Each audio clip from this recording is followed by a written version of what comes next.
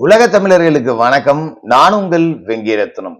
இது நாடா இல்ல சுடுகாடா அப்படின்னு சத்தியமா தெரியல. சவுக்கு சங்கர் அவர்களோட கைது காலையிலேயே நம்ம ஒரு வீடியோ போட்டோம்.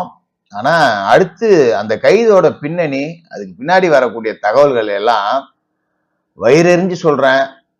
இது என்ன எங்க போய் முடிய போகுது அப்படின்னே தெரியல. நம்ம முதலமைச்சர் முத்துவேல் கருணாநிதி ஸ்டாலின் ஆட்சிக்கு வந்த உடனே ஒரு வார்த்தை சொல்லியிருந்தார். என்ன அப்படின்னா, எங்களுக்கு வாக்களிச்சவர்களை விட வாக்களிக்காதவர்கள் ஏன் இந்த அரசுக்கு நாம வாக்களிக்காம விட்டோம் அப்படின்னு அவங்க வருத்தப்படக்கூடிய அளவுக்கு ஒரு ஆட்சியை செய்வோம் அப்படின்னு. நல்லா செஞ்சீங்க மிஸ்டர் முத்துவேல் கருணாநிதி ஸ்டாலின் அவர்களே அப்படிங்கிற மாதிரிதான் நடக்கக்கூடிய சம்பவங்கள் எல்லாமே இருக்கு. இன்னைக்கு காலையில ஊடகவியலாளர் சவுக்கு சங்கர் அவர்கள் கைது செய்யப்பட்டாரு. உண்மையிலேயே இந்த திமுக ஆட்சி அமையணும் அப்படின்னு அதிகமா பாடுபட்டவர் சவுக்கு சங்கர் அவர்கள் தான். எவ்வளவோ பேச்சு பேசினார். ஸ்டாலின் வந்தா அறுத்து தள்ளிடுவார் அப்படின்னு சொல்லிட்டு. எனக்கு அதெல்லாம் நினைக்கும் போதுதான் இவர் மேல கோபம். ஆக்சுவலா ஒரு நல்ல ஊடகவியலாளருக்கு சவுக்கு சங்கரை உதாரணமா சொல்லலாம். 1000 பேருக்கு 1000 கருத்து இருக்கட்டும். அவர் ஒரு நல்ல நிலைப்பாட்டை எடுக்கல, இங்கிட்டு பேசுறாரு அங்கிட்டு பேசுறாருன்னு. மீடியாக்காரனா அப்படிதாங்க இருக்கணும். அதிமுக கடந்த காலகட்டத்தில் ஆளுங்கட்சி எதிர்த்து பேசினாரு. இந்த வாட்டி திமுக ஆளுங்கட்சி திமுக எதிர்த்து பேசுறாரு. ஒரு நல்ல மீடியாக்காரங்கிறவன் எதிர்கட்சியா தான் செயல்படணும். அதுதான் உண்மை. அன்னைக்கு அதிமுக தப்பு பண்ணா அதிமுக கேள்வி கேட்டார். இன்னைக்கு போய் அதிமுக கேள்வி கேட்டு இருந்தா காரி மூஞ்சல் துப்பி போடுவான். ஏன் ஆளுங்கட்சியை கேட்க முடியான்னு. அதனாலதான் அவர் ஆளுங்கட்சியை எதிர்த்து கேள்வி கேட்கிறார். அப்ப நிலைப்பாடு மாறுது. திமுகவுக்கே சொம்படிச்சுக்கிட்டு இருக்கிறதுக்கு அவர் என்ன அண்டா குண்டாவா? நீங்க சவுக்கு மீடியாவோட வியூஸ் பாத்தீங்கன்னா உங்களுக்கு தெரியும். எந்த வீடியோ போட்டாலும் குறைஞ்சது 4 லட்சம் வியூ, அதிகபட்சம் 1 மில்லியன் வரைக்கும் போகும். இந்த அண்டா குண்டாலாம் இருக்கானுங்களே 2000 1 லட்சம் வீடியோ வியூஸுக்கு முக்குவானுங்க. ஆனா இவனுங்கெல்லாம் அமெரிக்காவுக்குலாம் போய் சுற்றுலா போறானுங்க. இவனுங்களுக்கு ஏது பணம், யூடியூப்ல எவ்வளவு வருமானம் வருது, இவனுங்களுக்கு ஏது காசு, இதெல்லாம் யாரும் விசாரிக்க மாட்டாங்க. ஏன்னா இவனுங்கெல்லாம் பிச்சை எடுத்து திங்கிறதே அறிவாலயத்துலதான் அப்படிங்கறதால இவங்க எங்க போனாலும் யாரும் கேட்க மாட்டாங்க. ஆனா சவுக்கு சங்கருக்கு எவ்வளவு வருமானம் வரும் அப்படின்னு ஒரு யூடியூபரா என்னால யூகிக்க முடியும். இவ்வளவு வியூஸுக்கு இவ்வளவு வருமானம் வரும் அப்படின்னு. அத திமுகவை எதிர்த்து பேசுறார் அப்படிங்கிறதுக்காகவே எத்தனை வழக்கு. 2 குண்டாஸ் வரலாறுல யாருக்கும் பார்த்திருக்க முடியாது. கஞ்சா கேஸ், ஏகப்பட்ட வழக்குகள். பெண் காவலரை இழிவா பேசின ஒரு குற்றத்துக்கு ஒரு வழக்கு தான் போடணும் அப்படின்னு உச்சநீதிமன்றம் சொல்லியும் கூட 17 வழக்கு பெண் காவலர்களை அவதூறாக பேசினார் அப்படின்னு சொல்லிட்டு எல்லாத்தையும் பார்த்தோம். அதிகபட்சமா அடிச்சு கைய உடைச்சாச்சு. எல்லாத்தை விட அதிகபட்சமா வீட்டுல மலத்தை கலந்து ஊத்தியாச்சு. அப்பவும் ஏஞ்சி ஒருத்தன் வரான். இயற்கை அப்படித்தானே ஒருத்தனை நியமிக்கும். எல்லாருமா உங்களுக்கு பயந்துட்டு போடுவான். எவனாவது ஒருத்தன் திருப்பி அடிக்க தானே செய்வான். அந்த மாதிரி சவுக்கு சங்கர் திருப்பி அடிச்சாரு. இவங்களால வலியை தாங்கிக்க முடியல. நீங்க ஸ்டாலினையோ உதயநிதியோ கழுவி ஊத்தினாலும் இங்க யாருக்கும் கவலை இல்லை. ஏன்னா திமுகங்களுக்கு தெரியும், திமுகங்களே கல்விதான் ஊத்திக்கிட்டு இருக்காங்க. இந்த குடும்பம் அடிக்கிற கொள்ளைக்கு நம்ம பேசாம 10 ரூபா கூட சம்பாதிக்க துப்புலடா, எல்லாம் அமைச்சரே சுருட்டிட்டு போறானோடா, அதிகாரிகளே சுருட்டிட்டு போறானுங்கடான்னு திமுக காரர்களே புலம்புறாங்க. ஆனா அதிகாரிகள் தங்களோட இஷ்டத்துக்கு ஆடணும் அப்படிங்கிறதுக்காக இப்படி ஒரு இளிச்சவாயு முதலமைச்சர் இருந்தா மட்டும்தான் நம்ம ஆட முடியும் அப்படின்னு சொல்லிட்டு இந்த ஆட்சியே நிலைக்கணும் அப்படின்னு இந்த ஆட்சிக்கு எதிராக யாரு பேசினாலும் பிடிக்கக்கூடிய வேலைகளை செய்யறாங்க. அதுதான் இன்னைக்கு நடந்திருக்கு. நான் காலையிலேயே பேசிட்டேன். இந்த ரெட் அண்ட் ஃபாலோ அப்படின்னு சொல்லிட்டு ஒரு படம், அந்த ப்ரொடியூசரை 10 லட்சம் பணம் கேட்டு மிரட்டினதா, 2 லட்சம் வச்சிருந்ததா அடிச்சு புடுங்கினதா ஒரு வழக்கு. அதை நான் திருப்பி பேசி போர் அடிக்க விரும்பல. இந்த வழக்குக்கு விசாரணைக்குன்னு போறாங்க. அவரு வீட்டுல இருந்துகிட்டு லாயர் வந்த பிறகுதான் கதவை திறப்பேங்கிறாரு. என்ன சவுக்கு சங்கர் பெரிய தீவிரவாதியா? வந்த உடனே வெயிட் பண்ணி எடுக்கிறது. அரசு ஊழியர்களை பணி செய்ய விடாமல் தடுத்தல் ஒரு செக்ஷன் போட்டுப்பீங்க, போட்டுக்கலாம், தப்பு கிடையாது. அரசு ஊழியர்கள் 6 மணிக்கு வந்தாங்க, நீங்க 9 மணி வரைக்கும் காக்க வச்சீங்கன்னா அப்படி ஒரு செக்ஷன் மேட் அவுட் ஆகலாம், தப்பு கிடையாது, அதை கூட போட்டுக்குங்க. ஆனா தீயணைப்புத்துறையை வர வச்சு கதவை உடைச்சு லாக்கெல்லாம் திருவி உள்ள போற அளவுக்கு சவுக்கு சங்கர் தீவிரவாதியா? எல்லா போலீஸாரும் ஆறுச்சாமியா இருக்காங்க. போலீஸ் இல்லடா பொறுக்கி அப்படின்னு சொல்லிட்டு சவுக்கு சங்கர் விஷயத்துல. KN நேரு விஷயத்துல ஏங்க நீங்க அப்படி இல்ல? ஏன் இல்ல?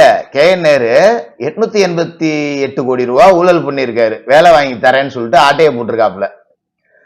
இந்த நகர்ப்புற வளர்ச்சித்துறையோட டெண்டர்ல எல்லாத்தையும் தூய்மை பணியாளர்களுக்கு வேலை வாங்கி கொடுத்தது எல்லாத்துலயும் இந்த ஜென் கிரீன் உள்ளிட்ட நிறுவனங்கள் எல்லாத்துக்கிட்டையும் கமிஷன் பேஸ்ல வாங்கினது மட்டும் 1080 கோடி.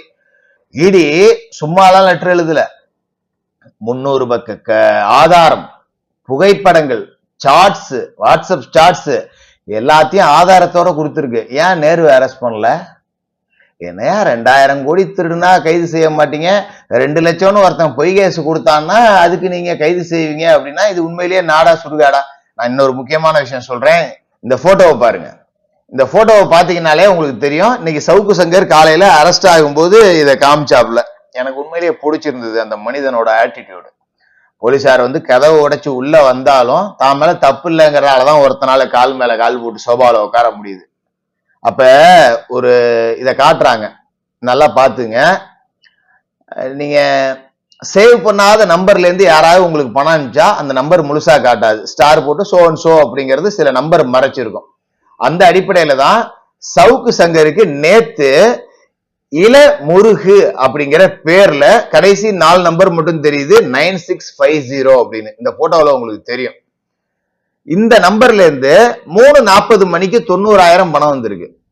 3:42க்கு 4,000 பணம் வந்திருக்கு. மொத்தம் 94,000 பேர் தெரியாத ஒரு நம்பர்ல இருந்து பணம் வந்திருக்கு. இது யாரு அப்படின்னு நம்ம விசாரிக்க முடியாது. ஏன்னா 4 நம்பர் தான் கடைசியில காட்டும்.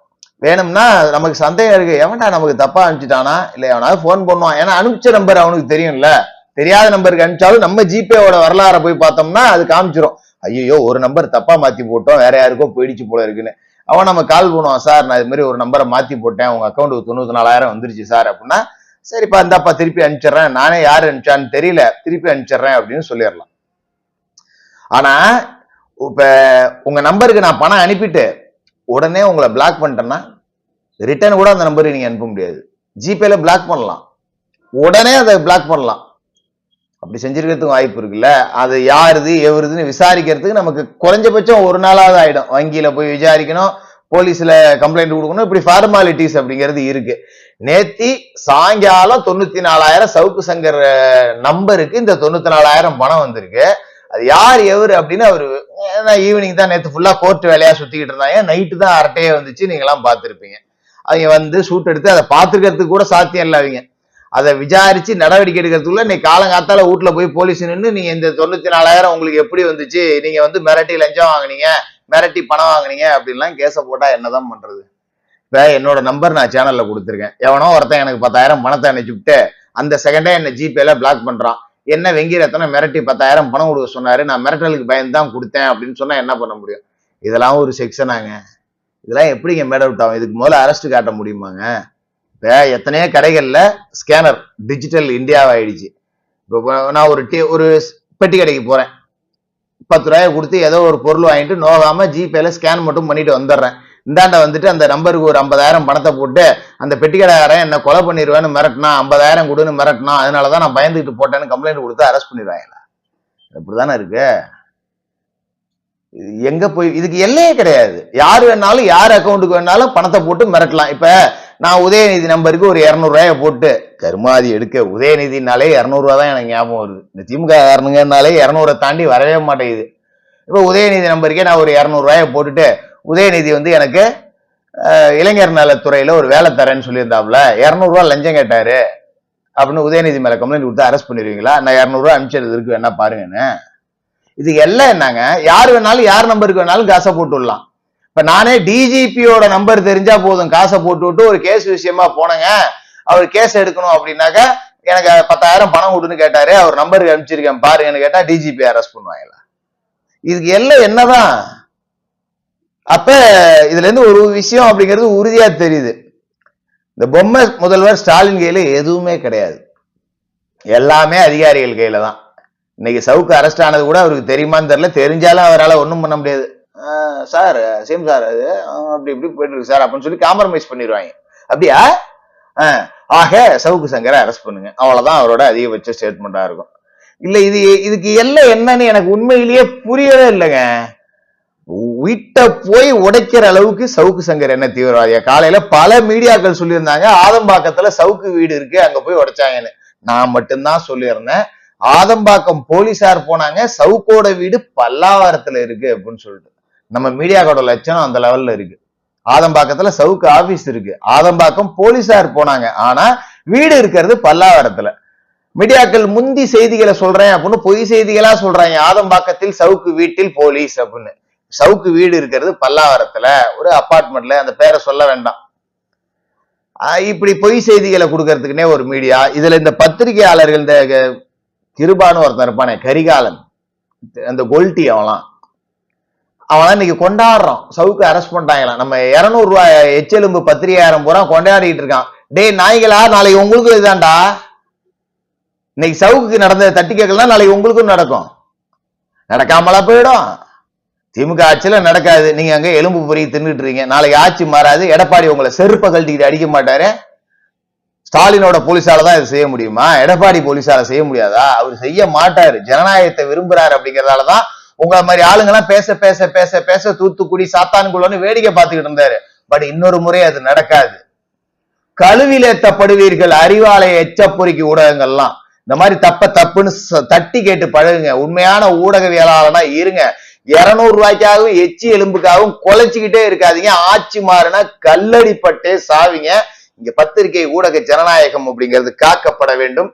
சவுக்கு சங்கருக்கு எப்போதும் துணையாக நிற்போம். Stand with Savukku Shankar. தொடர்ந்து பேசுவோம்.